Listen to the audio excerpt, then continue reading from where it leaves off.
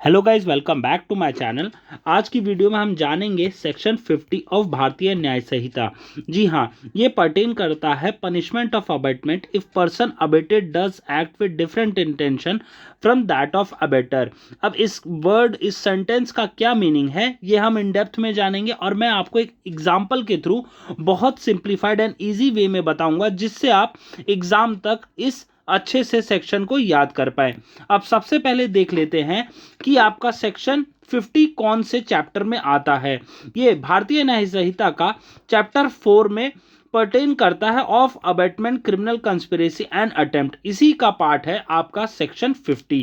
ठीक है, और उसके बाद हम देखें अगर बेयर एक्ट में क्या ये पूरा सेंटेंस है या फिर पूरी लाइन जो है ये है, whoever abets the commission of an offense shall, if the person abated does act with a different intention or knowledge। अब देखिए ये तो सेम चीज है, ये आप भी पढ़ लेंगे, बट इस सेंटेंस का या फिर इस लाइन का हम समझते हैं एक एग्जाम्पल से मीनिंग।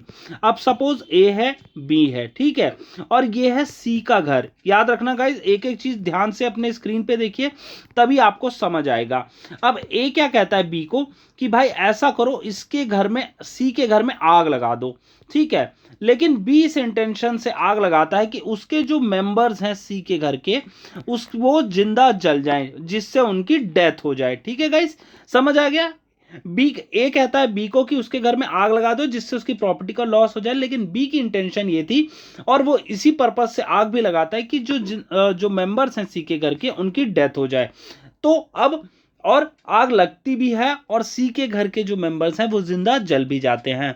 लेकिन अब केस चलता है कोर्ट में। अब कोर्ट क्या इसमें कहेगी, या फिर बीएनएस को रेफर करके, बीएनएस सेक्शन 50 को रेफर करके कोर्ट ये कहेगी कि देखिए, चाहे बी ने आपके अगेंस्ट, मतलब आपके एक्शन के जो करस्पॉन्ड में उसकी इंटेंशन थी वो नहीं थी, लेकिन फिर भी उसकी सजा आपको जरूर मिलेगी जिस इंटेंशन से आपने बी को अबेट किया था। किस इंटेंशन से ए ने बी को अबेट किया था कि उसकी प्रॉपर्टी का लॉस हो जाए।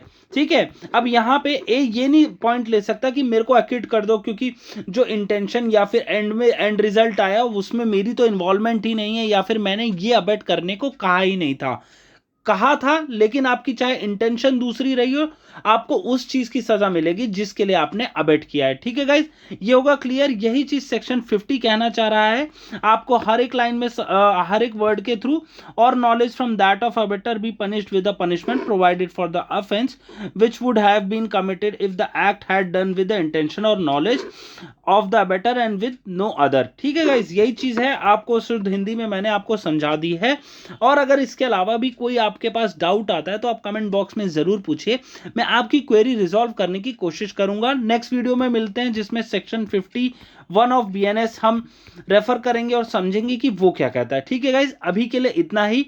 ये था आज का मेरी तरफ से video. Thank you for watching.